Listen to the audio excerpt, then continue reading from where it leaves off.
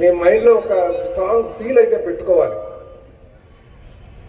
మనకి ఏ విషయాలైనా సరే ఏదైనా జరగాలి అనుకుంటే ఈ స్థాయిలో నేను కావాలంటే మన ముందు ఒక ఆలోచన అనేది పెట్టుకోవాలి మైండ్లో. ఆ ఆలోచన పెట్టుకుంటేనే నేను ఎప్పుడు ఎవరైనా నా దగ్గరికి వస్తే ఎవరైనప్పటికీ కూడా దేవుడిని నమ్ముతారా అని అడుగుతారు. నమ్ముతామంటారు. మరి గుడికి వెళ్తామంటే గుడికి వెళ్తానని చెప్పి, చర్చికి వెళ్తామంటే చర్చికి కూడా వెళ్తానంటారు, మసీద్కి వెళ్తామంటే మసీద్కి వెళ్తాం. మీరు కూర్చొని ఎవరితో మాట్లాడుకుంటారు ఒకసారి చెప్పాలి. గుడికి వెళ్ళినప్పుడు కానీ, మసీద్కి వెళ్ళినప్పుడు కానీ, చర్చికి వెళ్ళినప్పుడు కానీ ఎవరితో మాట్లాడతారంటే మేము దేవుడితో మాట్లాడతామంటారు. దేవుడిని చూసామంటే చూడలేదు కానీ నేను దేవుడితోనే మాట్లాడతానంటారు. కానీ ఒక్కసారి మీరు ఆలోచించుకుంటే మనం దేవుడితో మాట్లాడతామో మనతో మనమే మాట్లాడుకుంటామో? మనతో మనమే మాట్లాడుకుంటాం. కళ్ళు మూసుకొని అటు ఏ దేవస్థానంకి వెళ్ళా సరే మనం వెళ్ళి మాట్లాడుకునేది మనతోనే మాట్లాడుకుంటాం, మనతో మనమే సంకల్పించుకుంటాం.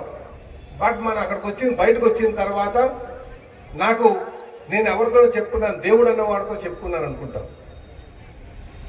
ఒక్కసారి మీరు బాగా ఆలోచించండి. అందుకే మీకు చెప్పేది ఏంటంటే మీరు ముందు మీ మైండ్లో సంకల్పించుకోండి. అది గుడికి వెళ్ళి సంకల్పించుకుంటారో, మసీద్కి వెళ్ళి సంకల్పించుకుంటారో, లేదా చర్చ్కి వెళ్ళి సంకల్పించుకుంటారో. సో మైండ్లో, ఎందుకంటే మీ మైండే మీ డ్రైవింగ్ ఫోర్స్. మీ మైండ్లో మీరు చాలా స్ట్రాంగ్గా చెప్పుకోవాలి, నేను ఖచ్చితంగా జాబ్ చేయాలి, నా కాళ్ళ మీద నేను నించోవాలి, నేను రెస్పాన్సిబుల్గా 10 to 12 అవర్స్ నేను కష్టపడాలి అనే మైండ్ సెట్ ఎప్పుడైతే మీరు తెచ్చుకున్నారో మీకు ఖచ్చితంగా జాబ్ జరుగుతుంది. జాబ్స్ లేక కాదు సుమా, దేర్ ఆర్ మెనీ జాబ్స్. కానీ మనం చూజీగా ఉంటాం. నేను అదే చేయాలి, నా ఇంటి పక్కనే కావాలి, నాకు నచ్చిందే కావాలి. నచ్చిందో మన ఇంటి పక్కనో కాదు, నేను రెస్పాన్సిబుల్గా 8 to 10 అవర్స్ 12 అవర్స్ నేను కష్టపడాలి.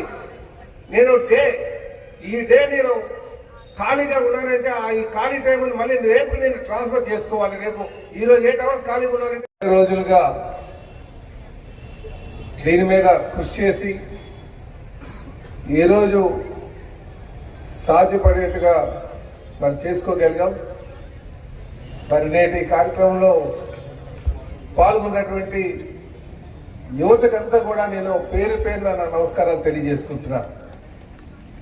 అలాగే ఈరోజు ముఖ్య అతిథిగా విచ్చేసినటువంటి యువ IAS officer AP EPDCL CMD గారైనటువంటి పృథ్వీతేజ గారికి ప్రత్యేకంగా నేను నమస్కారాలు తెలియజేసుకుంటూ, అలాగే జాబ్ మేళా పెట్టాలి అంటే ఒక ప్రాంగణం ఉండాలి, ఆ ప్రాంగణం అందరికీ అనుకూలంగా ఉండాలి.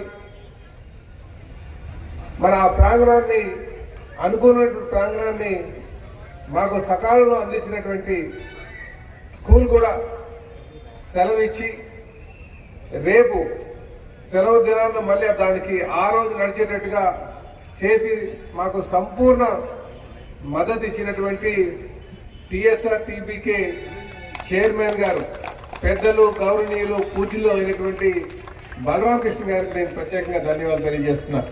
నమస్కారం.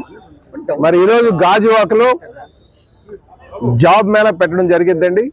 ఇది skill development AP state corporation వారితో మేము సంయుక్తంగా కోఆర్డినేట్ చేసుకొని వాళ్ళతో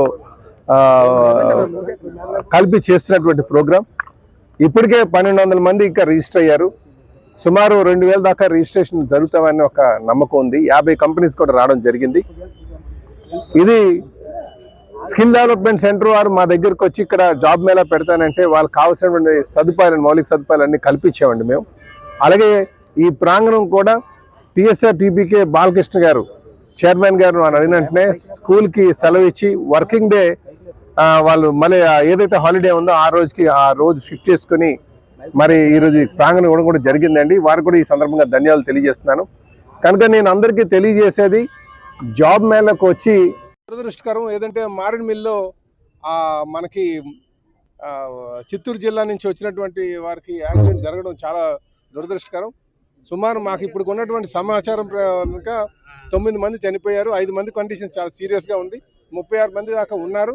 అయితే మాకు తెలిసిన వెంటనే అక్కడ ఉన్నటువంటి శాసనసభ్యుల్ని, హోంమంత్రి గారిని, అలాగే ఆ డిస్ట్రిక్ట్ ఇన్ఛార్జ్ మంత్రి అయినటువంటి మన సంధ్యా రాణి గారిని పంపించడం జరిగిందండి. అలాగే అక్కడ ఉన్నటువంటి మండల నాయకులందరినీ కూడా మేము సమాయత్తం చేసి అక్కడ కావాల్సినటువంటి అలాగే యంత్రాంగాన్ని కూడా, అలాగే అధికార యంత్రాంగం ఎలాగ పనిచేస్తుంది, మా పార్టీ నుంచి కూడా అందరినీ కూడా సమాయత్తం చేసి పంపించడం జరిగిందని చెప్పి తెలియజేస్తున్నాను.